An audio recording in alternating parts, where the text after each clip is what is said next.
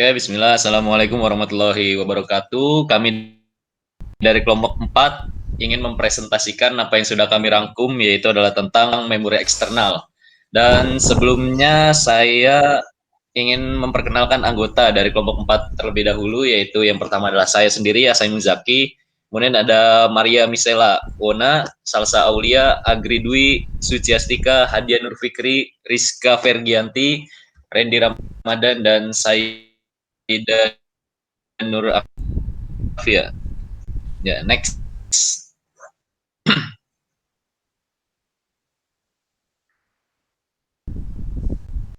Pembahasan yang pertama dari memori eksternal tentu saja kita bahas dari pengertiannya terlebih dahulu. Yaitu adalah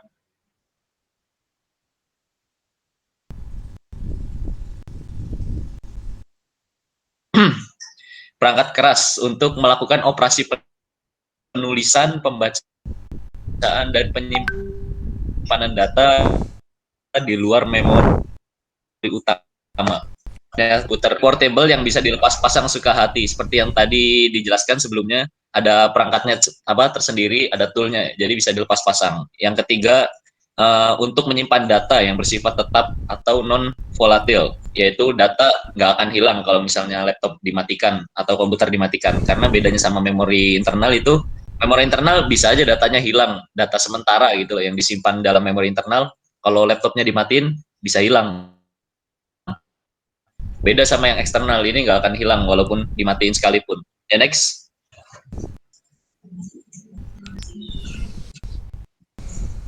Yang kemudian ada fungsi utama dari memori eksternal tersendiri, yaitu adalah yang pertama sebagai penyimpan permanen untuk membantu fungsi RAM. Nah, ini tadi berhubungan dengan yang volatil, yaitu penyimpanan permanen tapi di luar memori utama. Jadi RAM nggak bakal makan RAM nggak bakal dimakan banyak, nggak ngelek kayak misalnya memori internal penuh gitu loh. Memori internal penuh kan biasanya bikin ngelek laptop atau yang lainnya. Kalau memori eksternal ini nggak akan terlalu ngelek. Kalau misalnya penuh ataupun kosong sekalipun nggak akan berpengaruh sama RAM. Mungkin berpengaruh tapi dikit.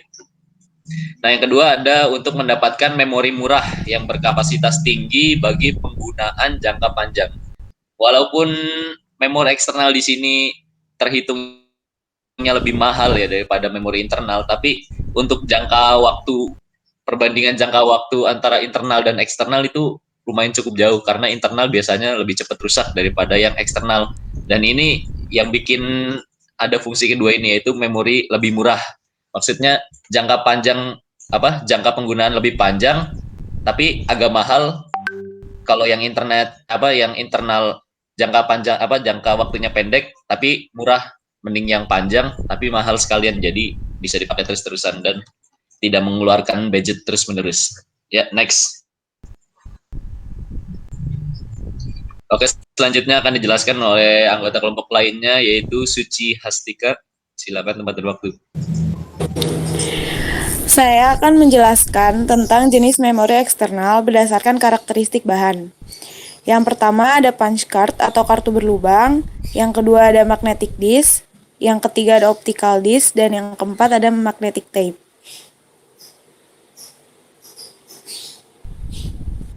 Next.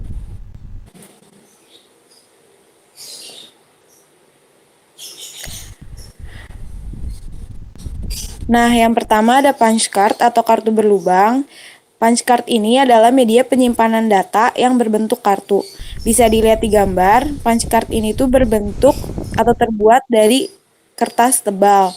Nah, punch card ini, perekaman datanya itu akan membentuk lubang-lubang. Nah, kartu ini dibaca melalui punch card reader yang sudah tidak digunakan lagi sejak tahun 1979. Jadi, punch card ini digunakan pada komputer generasi pertama dan kedua. Lalu yang kedua ada magnetic disk, yaitu disk yang terbuat dari bahan yang bersifat magnetik. Contohnya floppy disk dan hard disk.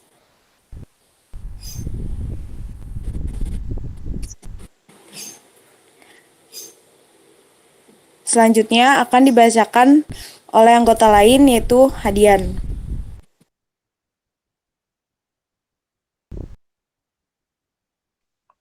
Ya, Assalamualaikum warahmatullahi wabarakatuh.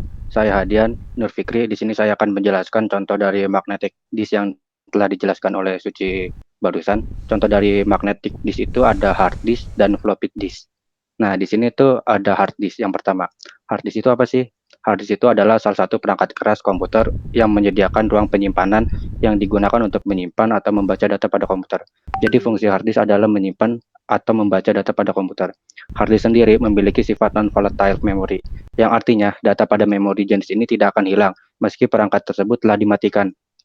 Berbeda dengan RAM yang hanya menyimpan data selama perangkat tersebut memiliki daya. Untuk hard disk sendiri, ini memiliki varian ukuran penyimpanan yang berbeda-beda, mulai dari 500 GB, 1 TB, 2 TB, 4 TB, dan bahkan ada yang sampai 20 TB. Contoh magnetic disk yang kedua yaitu floppy disk. Apa sih floppy disk itu? Floppy disk itu biasa disebut dengan cakram liuk, yang lebih populer disebut dengan disket, adalah media penyimpanan yang terdiri dari media penyimpanan magnetis tipis dan fleksibel, disegel dalam plastik berbentuk persegi atau persegi panjang. Fungsi dari floppy disk sendiri sama, yaitu sebagai media penyimpanan. Akan tetapi, karena floppy disk ini merupakan media penyimpanan pertama, kapasitas yang dimiliki mulai dari 400 KB, 720 KB, dan 1,44 MB. Nah, jenis memori ya, selanjutnya.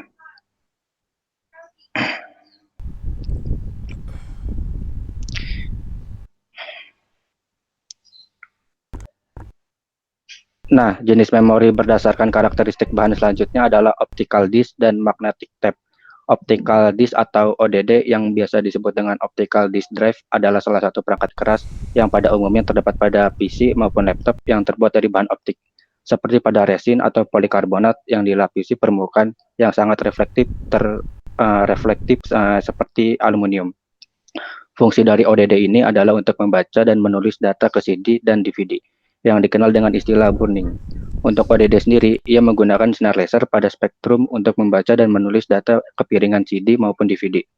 Sedangkan untuk kapasitas ODD sendiri, ya, dapat menyimpan hingga 700 MB, dan bahkan untuk di zaman yang modern ini bisa menyimpan hingga ukuran gigabyte.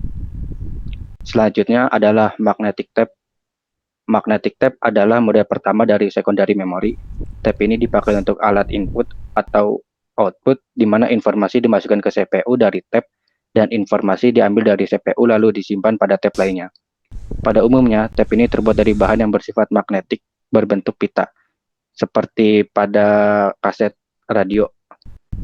Sedangkan untuk data disimpan dalam bintik kecil yang bermagnet dan tidak tampak pada bahan plastik yang dilapisi peroksida. Pada magnetic tape ini, fleksibel plastiknya disebut Miller dan mekanisme aksesnya adalah tape drive. Next.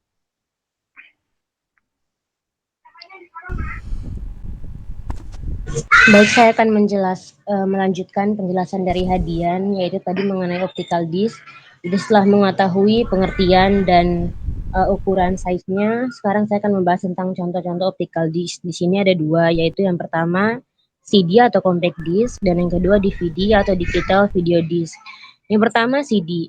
Nah, CD ini berfungsi untuk menyimpan data suara sepanjang kurang lebih 1 jam 20 menit atau suara yang belum dikompres dengan ukuran 700 MB. Jadi CD ini apa sih? CD ini merupakan piringan optik yang pertama kali muncul. Itulah sebabnya mengapa saya rasa kita semua sudah tidak asing lagi dengan bentuk CD ini, karena ini sudah muncul sekitar tahun 1950-an. Nah, pembacaan dan penulisan data pada piringan ini itu melalui sebuah laser. CD ini berbentuk lingkaran seperti yang bisa kita lihat dengan diameter 120 mm serta memiliki lubang di tengahnya yang berdiameter 15 mm. Kapasitasnya seperti yang tadi sudah dijelaskan kurang lebih sekitar 700 MB. Dan yang kedua itu ada DVD. DVD itu sendiri merupakan pengembangan dari CD. Nah, karena telah dikembangkan sehingga dia memiliki kapasitas penyimpanan yang jauh lebih besar daripada CD biasa, yaitu sekitar 4,7 sampai 17 GB. DVD ini sendiri berfungsi untuk menyimpan software, aplikasi komputer lainnya, termasuk game dan video. DVD ini juga membutuhkan DVD player untuk mengetahui isi dari sebuah DVD. Next. Nah, selain jenis memori eksternal berdasarkan karakteristik bahannya, ada juga jenis memori eksternal berdasarkan jenis akses data yang dibagi menjadi dua, yaitu yang pertama DASD atau Direct Access Storage Device, dan yang kedua SASD atau Sequential Access Storage. Yang pertama Direct Access Storage. Nah, itu artinya dia merupakan suatu perangkat simpan yang bekerja secara langsung. Artinya secara langsung itu artinya perangkat tersebut dapat membaca atau menulis langsung ke tempat yang diperlukan. Jadi dia nggak perlu mengurutkan data dari awal sampai akhir lalu baru menuju ke data yang kita perlukan, tapi dia langsung menuju kepada hal yang kita butuhkan itu. Nah, itu sehingga menjadi salah satu keuntungannya, yaitu cara kerjanya relatif cepat. Sedangkan yang kedua, sesuai namanya sequential, yang artinya perangkat ini bekerja dengan cara membaca atau menulis data secara urut dulu dari awal sampai akhir tanpa adanya kemungkinan meloncat atau melewati barisan tertentu.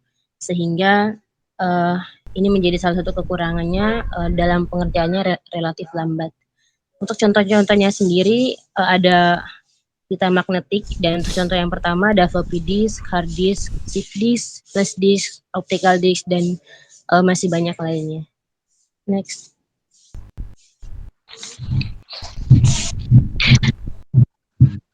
Ya, yang selanjutnya yaitu media penyimpanan eksternal. Yang pertama ada magnetic disk. Magnetic disk merupakan media penyimpanan yang termasuk ke dalam penyimpanan sekunder yang paling banyak dipakai pada sistem komputer modern dan merupakan DISD pertama yang dibuat oleh industri komputer yang terbuat dari satu atau lebih piringan hitam metal atau plastik dan permukaannya dilapisi iron oxide. Nah, perekaman datanya disimpan pada permukaan tersebut dalam bentuk kode binari. Kapasitas penyimpanan pada media ini lebih besar dari media penyimpanan lainnya, bahkan sudah mencapai petabit dan kecepatan akses datanya tinggi. Harganya lebih mahal jika dibandingkan dengan media penyimpanan lainnya. Yang kedua yaitu RID atau Redundancy Array of Independent Disk. Teknologi penyimpanan data yang menggabungkan beberapa komponen disk drive ke dalam sebuah unit logis untuk tujuan redundansi data dan peningkatan kerja. Maksud dari redundansi data yaitu di dalam penyimpanan data komputer yang digunakan untuk mengimplementasikan fitur toleransi kesalahan pada media penyimpanan komputer, utamanya adalah hard disk, dengan menggunakan cara redundansi atau penumpukan data, baik itu dengan menggunakan perangkat lunak maupun unit perangkat keras RID terpisah. Dan ini didesain untuk meningkatkan keandalan data atau meningkatkan kinerja input atau output dari hard disk.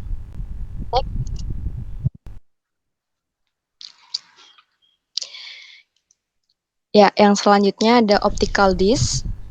Optical memory atau optical disk merupakan perangkat keras penyimpanan data yang terbuat dari bahan-bahan optik, di mana teknologi optik yang digunakan adalah penggunaan laser bertegangan rendah untuk menulis dan mengambil data, dan dapat digunakan untuk menyimpan data yang volumenya sangat besar. Selanjutnya ada magnetic tape. Media penyimpanan pita magnetik ini terbuat dari bahan magnetik yang dilapiskan pada plastik tipis seperti pita pada kaset. Data yang disimpan dalam magnetic tape umumnya data yang tidak memerlukan perubahan atau untuk backup data. Pada proses penyimpanan atau pembacaan data, kepala pita harus menyentuh media sehingga dapat mempercepat keausan pita atau mempercepat kinerja pita. Dan data pada pita magnetik direkam secara berurutan dengan menggunakan driver khusus untuk masing-masing jenis pita magnetik, karena perekaman dilakukan secara bersamaan. Driver terpaksa harus memutar gulungan pita hingga kepala pita mencapai tempat data tersebut. Hal ini membutuhkan waktu yang relatif lama. Oke. Selanjutnya, ini ada salah satu contoh dari memori eksternal, yaitu WD MyPassword Ultra 4 TB. WD atau Western Digital bisa dibilang menjadi salah satu merek hard disk paling populer di dunia. Perangkat lunak WD Discovery juga dapat digunakan untuk mengelola pengaturan drive seperti format ulang, pengendalian lead, dan lainnya. Produk ini memiliki tampilan yang keren dan stylish yang dilapisi dengan cover mental. Dengan harga berkisar Rp1.695.000. yang memiliki spesifikasi bertipe external hard disk drive 2.5, interface-nya USB tipe C dan USB 3.0 compatible, innovative style with refinement cover, terus kapasitasnya 4 TB, kecepatan untuk membacanya 72.0 Mbps, untuk menulisnya 74.0 Mbps, rotation speed-nya 5.400 rpm dengan dimensi panjangnya 100 mm, lebarnya 70 mm, dan tingginya 14 mm.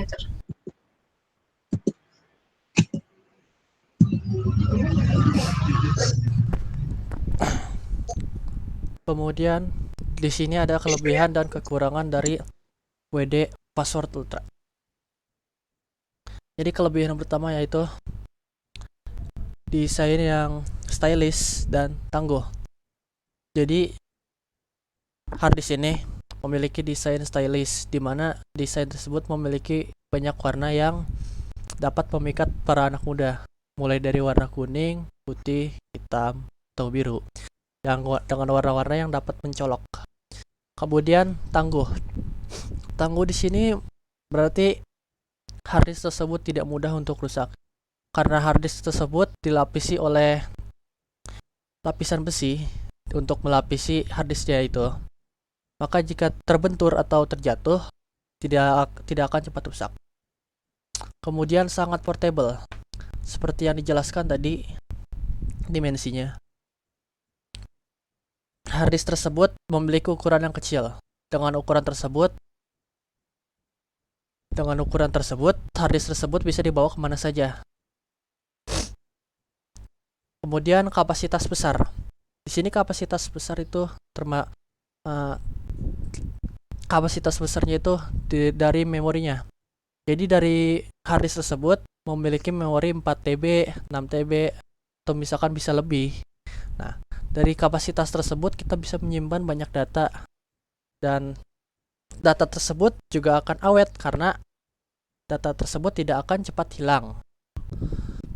Kemudian fitur fungsional. Di sini fitur fungsional dijelaskan tadi bahwa kalau harddisk tersebut bisa diakses melalui USB 3.0 dan USB Type-C.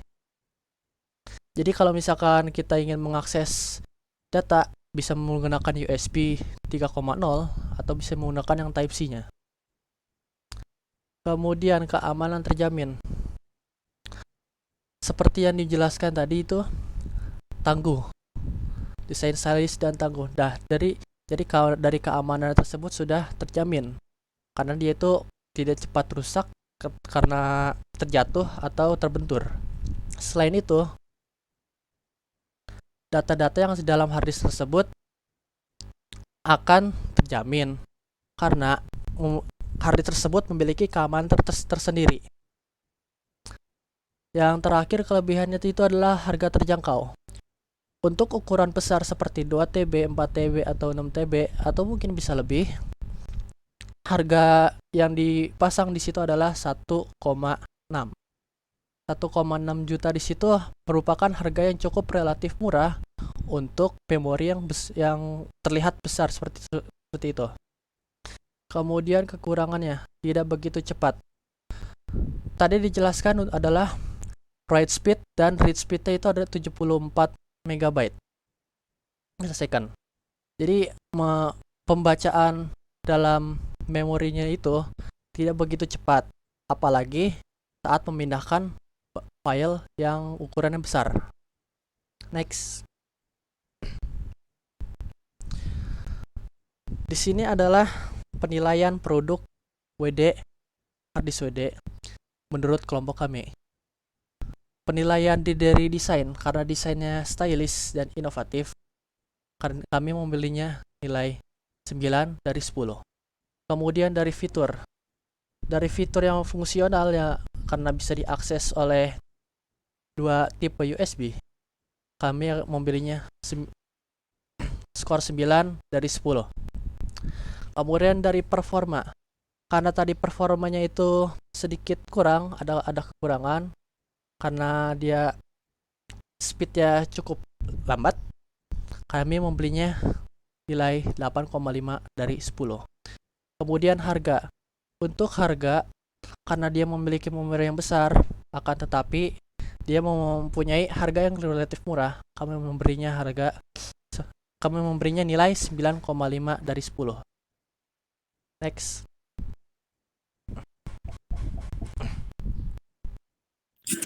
Lalu untuk model yang kedua ada SSD Portable SanDisk Extreme. Lebih dari 25 tahun yang lalu, merek SanDisk menciptakan drive solid state drive berbasis flash pertama di dunia.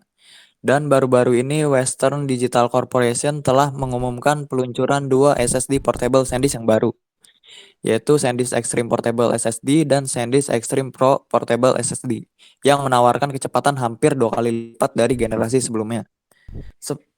SSD Portable SanDisk Extreme dan SanDisk Extreme Pro dibuat khusus untuk memenuhi tuntutan konten berkualitas saat ini, seperti untuk para fotografer yang perlu memindahkan file besar dengan cepat serta melakukan pengeditan secara real time ketika berpergian. Next. Lalu untuk spesifikasinya sendiri dari SanDisk Extreme Pro, ada write speed dan read speed kecepatan transfer hingga 1000 sampai 1050 MB per second, sehingga Anda dapat memindahkan file dengan lebih cepat dan aman. Lalu ada interface atau konektor USB tipe C, yang berarti perangkat ini kompatibel dengan Windows maupun macOS. Untuk kapasitasnya dari SanDisk Extreme Pro Portable SSD menyediakan 3 jenis. Ada 500 GB, 1 TB, dan 2 TB. Anda bisa memilih sesuai kebutuhan. Lalu untuk dimensinya yang kecil dan ringan, membuat penggunanya dapat membawa produk ini kemanapun dan kapanpun dengan mudah. Apalagi bisa disimpan di saku kalian. Next. Selanjutnya ada kelebihan dan kekurangannya. Kelebihannya itu desainnya ringkas dan tangguh. Kenapa tangguh? Karena desainnya itu terbuat dari besi. Selanjutnya ada kapasitas yang besar. Kapasitas yang besar itu bisa memuat file-file yang begitu banyak sehingga itu bisa disebut kapasitas yang besar. Selanjutnya ada kompatibel dengan Windows. Lalu performa yang sangat kencang. Jadi saat dia akan memindahkan file atau apa itu dia sangat kencang untuk prosesnya. Lalu dilengkapi dengan cantolan dan mendukung fitur enskripsi, yaitu untuk melindungi data-data yang akan disimpan. Lalu kelebihannya itu garansinya hingga 5 tahun. Lalu ada kekurangannya. Kekurangannya itu harganya relatif mahal. Kenapa relatif mahal? Karena di sebelumnya sudah dijelaskan kalau kisaran harganya itu sekitar 2.800.000. Lalu kekurangannya tidak ada lampu indikator. Next.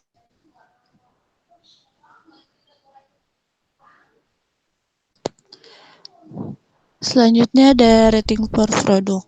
Dari desainnya kita menilai 9 dari 10 karena desainnya tadi yang ringkas dan tangguh, lalu fiturnya 9/10 juga, dan performanya 9,5 dari 10 karena tadi performanya yang sangat cepat itu, dan harganya kita nilai dari 8,5 dari 10 karena relatif mahal.